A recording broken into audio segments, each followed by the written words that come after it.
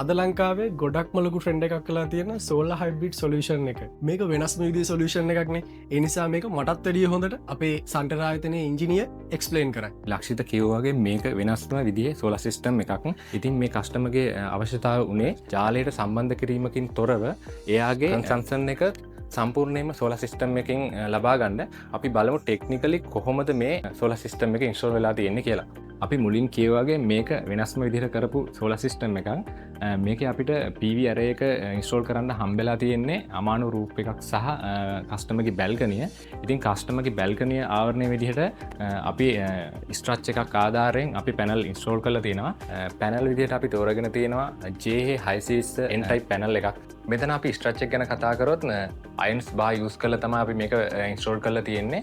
මෙතනදී කස්ටමර්ට power generation එකක් වගේම අවුවට ආවරණයක් වගේම වැස්සට ආවරණයක් විදිහට ඉන්ස්ටෝල් වෙලා තියෙනවා. සම්පූර්ණයෙන්ම වෝටර්ප්‍රූෆ් විදිහට මෙම සිස්ටම් එක ඉන්ස්ටෝල් වෙලා තියෙන්නේ. වැහි පිහිලි වලින් ආධාරයෙන් අවුටර් ඩ්‍රේන් එකකින් අපි මෙතන අරන් ගිහිලා තියෙනවා කස්ටමර්ගේ වැහි වතුර. ඉතින් ඒකත් කස්ටමර්ට එක්තරා සොලියුෂන් එකක් සෝලාර් සිස්ටම් එකේ. අපි මේ සෝලාර් සිස්ටම් එකේ PV ඇරේ එක සර්කිට් දෙකක් විදිහට ඉන්ස්ටෝල් වෙලා තියෙනවා. සම්පූර්ණ PV පවර් එක 5.5 කිලෝවොට් වශයෙන් ස්ථාපනය වෙලා තියෙනවා. ඉන්වර්ටරයක් විදිහට අපි තෝරගෙන තින්නේ මේ සොලිස් හයිබ්‍රිඩ් ඉන්වර්ටර් එක. දැන් තියෙන ඉහළම තාක්ෂණය පාවිච්චි කරලා තියෙනවා මේ සොලිස් ආයතනය. ඉතින් අපි මේ ඉන්වර්ටර් එකට පවර් සෝස් විදිහට අපි දැනට 5.5 PV පවර් එකක් ඉන් කරලා තියෙනවා. ඒ වගේම 10 කිලෝවොට් hour බැටරි බෑකප් එකක් අපි මේකට ඉන් කරලා තියෙනවා.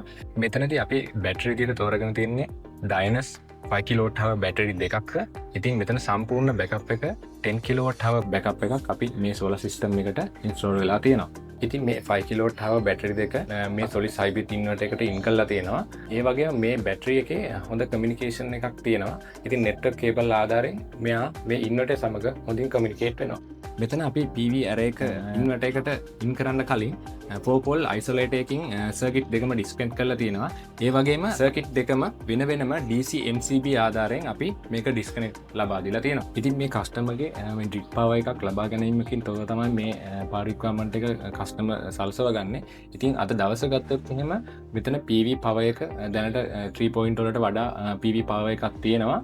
ඉතින් මේ වෙලාවේ බැටරිය charge වෙන ගමන් කස්ටමර්ගේ පවර් රික්වයර්මන්ට් එක මේ PV ඇරේ එක මගින් සලසලා තියෙනවා. අපි මේ සෝලාර් පද්ධතියට ඔටෝමැටිකලි චේන්ජ් ඕවර් එකක් ලබා දීලා තිනවා. ඉතින් මේ කස්ටමර්ගේ පවර් රික්වයර්මන්ට් එක සම්පූර්ණයෙන්ම මේ සෝලාර් සිස්ටම් එකෙන් යන නිසා අපි මේකේ ප්‍රයොරිටි එක ලබා දීලා තිනවා සෝලාර් සිස්ටම් එකට. ඉතින් යම්කිසි අවස්ථාවක ග්‍රිඩ් සප්ලයි එක කස්ටමර්ට ලබා ගැනීමට අවශ්‍ය නම් මැනුවලි මේ චේන්ජ් ඕවර් එක මාරු කරලා එයාට මේ පවර් එක ලබා ගන්න පුළුවන්. අපි මේ සෝලාර් සිස්ටම් එකේ කස්ටමර් ලැබෙන වාසිය මොනවද කියලා කතා කරොත් එහෙම මේ කස්ටමර්ගේ යුනිට් 400ක් 500ක් අතර කන්සම්ප්ෂන් එකක් සම්පූර්ණයෙන්ම කවර් වෙලා තිනවා. මුදලින් අපි ගත්තොත් මේක රුපියල් 25000ක විතර ලයිට් බිලක් තමයි මේ කවර් වෙලා තියෙන්නේ. මේ සෝලාර් පද්ධතියේ වගකීම් කාලය ගැන කතා කරොත් මේ හයිබ්‍රිඩ් සෝලාර් ඉන්වර්ටර් එකට අවුරුදු 10ක වගකීම් කාලයක් හම්බ වෙනවා. ඒ වගේම මේ බැටරි පද්ධතියට අවුරුදු 10ක වගකීම් කාලයක් හම්බ වෙනවා. මේ සෝලාර් පැනල් වලට අවුරුදු 30ක performance warranty එකක් සහ 12 year manufacturer warranty එකක් හම්බෙලා තියෙනවා. ඉතින් මේ සෝලාර් පද්ධතිය නිසා ජාතික විදුලි බල පද්ධතියේ බිඳවැටීමක් වුවත් මේ කස්ටමර්ගේ පවර් රික්වයර්මන්ට් එක මේ සෝලාර් පද්ධතියෙන් ලබා ගන්න පුළුවන්.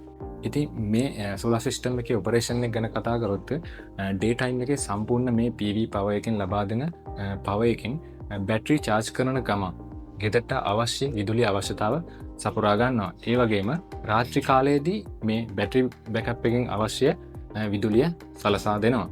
මේ සෝලාර් සිස්ටම් එකට ඔන්ලයින් මොනිටරින් පහසුකම එනවා.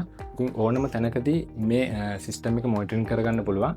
කස්ටමර්ට අවශ්‍ය විදිහට මේ ඔපරේෂන් එක වෙනස් කරගන්න හැකියාව තියෙනවා. ඉතින් මේකත් මේ කස්ටමර්ට හොඳ වාසියක් තමයි මේ සෝලාර් සිස්ටම් එක තෝරා ගැනීම. ඉතින් මේ සෝලාර් සිස්ටම් එක සම්පූර්ණයෙන්ම zero export mode එකේ දුවන සෝලාර් සිස්ටම් එකක් නිසා ඉතින් කස්ටමර්ට තවත් වාසියක් තමයි අනාගතයේදී ග්‍රිඩ් එකට සම්බන්ධ කිරීමට. එහෙම නැත්නම් මේක පවර් එක එක්ස්පෝර්ට් කරන්න හැකියාවක් තියෙනවා. ඉතින් මේ වාසියත් මේ සෝලාර් සිස්ටම් එකේ අන්තර්ගත වෙනවා.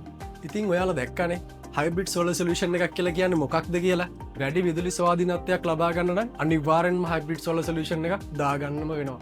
ඉතින් රුපියල් 25000ක බිලකුත් ඇවිල්ලා ක්ලියරන්ස් එකත් රිජෙක්ට් වෙලා ඕගොල්ලෝ ඉන්නේ හරි අපහසු වෙන්නේ නේද? එහෙනම් ඔයගොල්ලෝ දැම්ම කතා කරන්න ඕනේ සන්ටරායකට.